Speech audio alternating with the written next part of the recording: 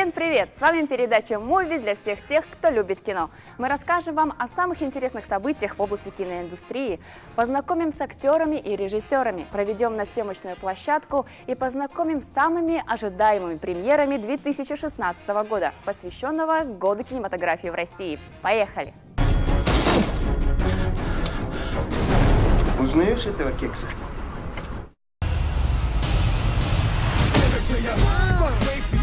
Ой, вы голый? А у нас тут никто своих тел не прячет. Глубокий наклон. Кто полезет к ней в трусы на выпускном, не жилец. Фильм «Случай на озере Сайсары» покажет зрителям, на что обычный человек готов пойти ради достижения своей цели. А самое главное, может ли честность выстоять в столкновении с изощренной ложью. Продюсер Марьяна Скрыбыкина, известная по фильмам «Самянчик», «Покидая благоухающую гавань», «Лых» и «Подснежники», собрала отличную команду для работы над первым фильмом в жанре детектива. Это режиссер Константин Данилов, сценаристы Светлана Тайко, Мария Находкина, оператор Искандер Иванов. И учитывая их предыдущую командную работу над фильмом «Айола», можно делать ставки на то, что детектив выстрелит и попадет точно в цель. Жанр современного детектива в якутском кинематографе не разработан, и если при съемке ужасов и комедии режиссеры набили руку, то здесь есть над чем поработать. Стоит отметить, что «Случай на озере Сайсары» — это не доподлинная экранизация книги. В сюжетную линию был взят лишь основной мотив повести, а все действия главных героев и события адаптированы к современному времени. Роль главного героя, оперативника Джулуса Дмитриева, сыграл артист Сахатеатра Вячеслав Лавернов.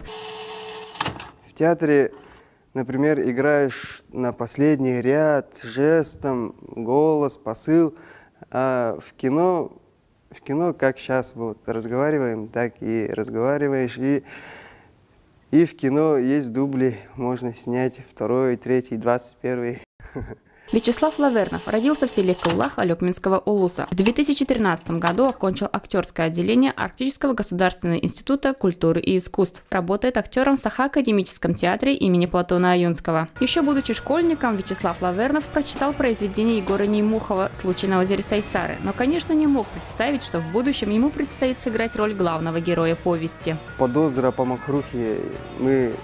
Эту реплику я сказал нормально в 21-м дубле. И уже команда занервничала. Но самое сложное, мне кажется, это. Героя подстраивали под мой характер именно. Я какого-то другого человека не играл, я оперативник. И мне очень помогали настоящие сотрудники. По сюжету главный герой фильма, молодой оперативник отдела по раскрытию убийств Джулус Дмитриев, расследует убийство молодой женщины. Под подозрением оказывается ее бывший любовник, который признается в содеянном, но после закрытия дела новые обстоятельства заставляют молодого оперативника по-новому взглянуть на это преступление. В итоге в борьбе за истину он оказывается втянут в хитроумную игру, ставкой в которой в итоге окажется его жизнь. Для роли Вячеслав Лавернов был готов на все. Не только сбросить вес и выучить русский язык, но и выехать с оперативниками на рейд. Мы поехали на одно дело, там лежал пакет, и мне сказали, чтобы я его открыл и определил, как случилось, что он умер. Там труп лежал в пакете, но я увидел там труп, там весь в крови. Но я подумал, что его избили до смерти, я так ему и сказал, но оказывается он упал с лестницы. Конечно, как актер волнуюсь, что после фильма меня уже будут видеть как оперативника. Но хотелось бы, чтобы такого не было. Я все-таки актер и хотел бы сыграть еще другие роли. Я хотел бы попробовать злодеев все-таки. Злодеев хотел бы. Они более характерные, по-моему, чем положительные персонажи. А мой герой, я, как уже говорил, я там играл себя. Ну, что сказать, я очень хороший человек. Для исполнения трюков в кино съемочная группа специально пригласила тренера по смешанным единоборствам, чемпиона по рукопашному бою Анатолия Панаева. Именно он ставил все трюки и, как говорится, учил артистов драться. Я считаю, что это очень интересный фильм. Я лично очень заинтересован, и мне понравилось вообще сюжет, история такая вот интересная. Анатолий Панаев, чемпион Дальнего Востока по панкратиону, многократный победитель различных турниров по единоборствам. Моя задача была постановка поединка, это чтобы она более реально сходилась. Если мы в первый раз, когда видели, она получается чуть по-другому. Если люди, которые не связаны с единоборством, они немножко по-другому смотрят. А с нашей стороны мы очень много прошли своей практики единоборстве, поэтому мы знаем, как это примерно возможно, если не подготовленный человек или подготовленный человек, как это поединок идет. И в этом фильме мы помогли, чтобы поединок был более реалистичен. Мы готовились в зале, потом готовились непосредственно там, где проводилось вот это все. Мы специально делали такие, показывали упражнения, чтобы человек был действительно уставший. Потому что не уставший человек, он видно сразу, как он дрыгается, прыгает, бьет. А уставший человек, он по-другому двигается. Поэтому заставляли артистов прыгать, там, уставать, они потели, в реальности потели. По словам Анатолия Панаева, якутская киноиндустрия развивается быстро, и для съемок фильмов криминального жанра или того же боевика надо приглашать профессиональных каскадеров. В Якутии такой школы нет, но есть свои ботуры, готовые взяться за это дело. Каскадеры — это другое же. Это на мотоцикле едешь, прыгаешь, там машина тебя как будто бы якобы давит, ты улетаешь. Другая стихия же. Я, например, мечтаю, чтобы у меня чемпионы были там по боям без правил, да? А в каскадере он по-другому должен мыслить.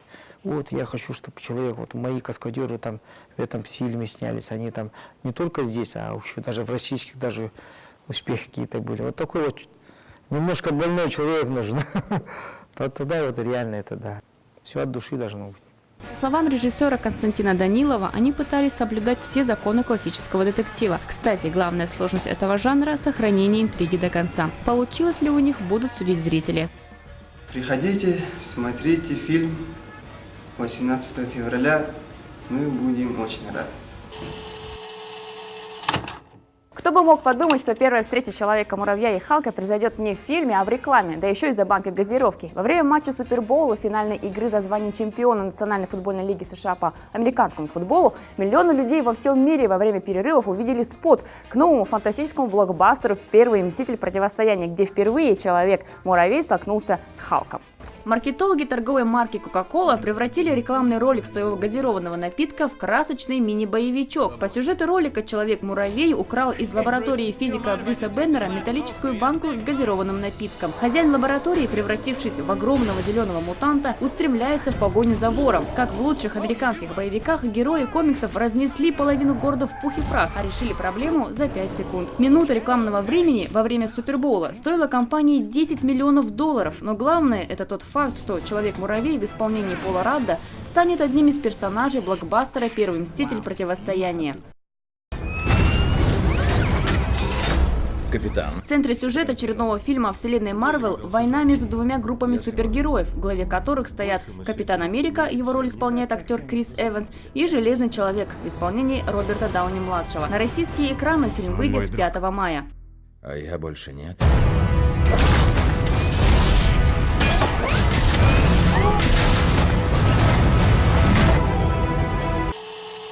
Февраль богат кинонаградами, но некоторые из них актерам и вовсе не хотелось бы получать. Например, премию «Золотая малина». Она придумана американцем Джоном Уилсоном в 1981 году и отмечает худшие актерские работы, худший сценарий и худший фильм года. В этом году в список номинантов за самые сомнительные достижения в кинематографе попала сладкая парочка из эротической драмы «50 оттенков серого». Хотя кассовый сбор в мире составили $500 миллиарда, от «Золотой малины» эту картину не спасло. Джейми Дорнан и Дакота Джонсон, по мнению критиков, стали худшими актерами года, как, собственно, и сама картина. Но для одиноких людей с богатой фантазией фильм может стать утешением и даже руководством по использованию. Также за номинацию «Худший фильм года» поборются картины «Восхождение Юпитер», «Толстяк против всех» и «Пиксели». Ченнинг Татум может отхватить премию худшего актера, как, собственно, и его партнерша Мила Кунис. Компанию им составит Джонни Депп и его приклеенные усы за роль в фильме «Мордекай», с треском провалившийся в Америке и по этой причине не вышедший в прокат в России. Фильм о супергероях планеты Марвел, снятый студией 20 век Fox, «Фантастическая четверка», также красуется в списке номинантов сразу в 4 категориях. Критики разнесли фильм в пух и прах еще до выхода на широкие экраны. Поклонники Марвел сочли сценарий нелепым, дизайн мрачным, историю злодея, кастинг и актерскую игру худшими. В итоге фильм был снят с производства киностудии 20 век Fox. Но есть тут и ложка меда в бочке дегтя. Возможность восстановить свою потрепанную репутацию в этом году представится Сильвестру Сталлоне за роль в фильме «Крид. Наследие Рокки», режиссеру Найт Шьямалану за вполне себе неплохой триллер «Визит» и Уиллу Смиту за роль в фильме «Защитник» режиссера Питера Лангусмана, благодаря которой критики заговорили о возвращении Смита к серьезным ролям. Если они и дальше будут отрицать правду, люди будут и дальше умирать. Как и в прошлом году с 50 оттенками серого, к празднику всех влюбленных на экраны вышел романтический фильм о любви, верности и предательстве. «Дэдпул». Формула успеха такая же, как и у произведения Э.Л. Джеймс. Главный герой будет любить своих жертв при помощи подручных приспособлений, получая при этом удовольствие, которое Кристиан Грей мог представить только в самых смелых фантазиях. У нас тут совсем другое кино про суперов. Самый известный антигерой вселенной комиксов Marvel с подачи малоизвестного социопата-одиночки, то есть мультипликатора и режиссера-дебютанта Тима Миллера со скромным по голливудским меркам бюджетом в $58 миллионов, уже за первый уикенд сорвал кассу в 144 миллиона. Благодаря агрессивной рекламной кампании даже у людей, мало знакомых с комиксами, возник вопрос: а кто это, собственно, такой Дэдпул? Итак, несколько слов о сюжете. Похожий на стухший авокадо-наемник, одаренный чувством юмора, занимается троллингом граждан Соединенных Штатов Америки, Неотразим. параллельно разыскивая зловещую секретную организацию. Однако к концу фильма остается с целыми зубами, потому что, вопреки всеобщему мнению, за свои шутки потерять лицо и другие конечности не может в силу приобретенной регенерации. А вообще начинка у произведения Тима Миллера состоит сплошь из черного юмора, стёба, шуток на грани фола и брутального экшена. Мои мягкие французские булки. Фильм позиционирует себя как самый нестандартный из линейки картин по комиксам Marvel и один из лучших комедийных боевиков последнего времени. Как утверждает Райан Рейнольдс, сыгравший главного героя картины, не только поклонники будут рады увидеть на экранах болтливого наемника. Ну и срань. А утюг я выключу? Фантастический боевик «Боги Египта» с бюджетом в 140 миллионов, который стартует 25 февраля, уже успел заслужить неоднозначные отзывы среди зрителей. Но не будем о грустном. Ведь студии Summit Entertainment, ответственной за выпуск картины в последние годы и промышлявшей производством подростковых дивергентов, все-таки принадлежат большие и успешные картины, как «Иллюзия обмана», «Повелитель бури», «Карты, деньги, два ствола» и вся эпопея «Сумерек», прости господи. Ты вампир. Теперь ты боишься? Поэтому и богов Египта не стоит заранее списывать со счетов. По сюжету картины вероломный Сет, египетский бог тьмы по рождению, и царь Леонид в прошлом, играет его Джеральд Батлер, убивает бога света Осириса. Ведомый местью за убиенного родственника, бог Небогор вступает с ним в неравный бой, но в силу своей некомпетентности становится ампутантом на оба глаза. Сыграет полуслепого сына Осириса Николай Костер-Вальдау, он же Джейми Ланнистер из «Игры престолов», прокладывающий себе путь в Голливуд. Узурпатор Сет своими репрессиями доведет Египет до ручки, и противостоять ему выйдут Емельяны Пугачевы местного разлива. Одним из таких вот революционеров будет смертный и по совместительству вор Бек, который попытается помочь Гору освободить Египет и отомстить за гибель Осириса. Воскрешать мифологию на широком экране взялся проснувшийся от спячки Алекс Проэс, мэтр научной фантастики и режиссер фильмов «Ворон», «Я робот» и «Темный город», и вообще хороший мужик. И хотя бы поэтому можно предположить, что нас ждет не очередной винегрет из взрывов и компьютерной графики, а интересное кино с неприсущей для жанра глубиной. Студия Disney выпускает на широкий экран очередную мультипликационную картину для всей семьи. Режиссеры картины Байрон Ховард и Рич Мур уже успели заслужить уважение поклонников, выпустив в прошлом Вольта и Ральфа. Нынешний проект «Зверополис» — это мультфильм о жизни зверей в большом городе. Очеловеченные братья наши меньшие носят одежду, ходят на работу, занимаются спортом и вообще ведут цивилизованный образ жизни обычного жителя мегаполиса. Героем картины выступит амбициозный кролик-полицейский, который получает свое первое ответственное задание — поймать заядлого преступника преступника, в роли которого выступает лис. На ловца и зверь бежит, как говорится. Но, как ни парадоксально, для законов природы в итоге ставший заложником заговора кролик объединяет усилия с лисом, чтобы как залихватские Джеки Чан и Крис Рок из «Часа пик» справиться с общими врагами. Новое творение Дисней, как всегда, несет в массы главные ценности – дружбу, самоотверженность и умение забыть о разногласиях в трудную минуту. «Зверополис» выходит в российский прокат 3 марта в формате 3D, но в Якутске в кинотеатре «Лена» состоится предпоказ мультфильма 27 и 28 февраля. Успевайте приобрести билеты.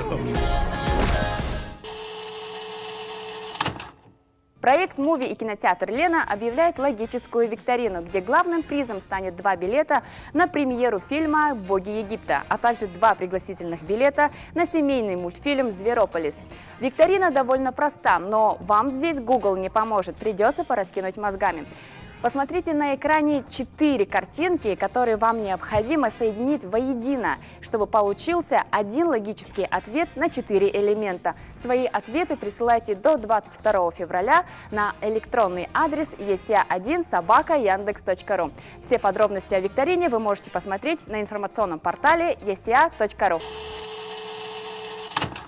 С вами была передача «Муви» для всех тех, кто любит область киноиндустрии. Встретимся ровно через неделю. Пока!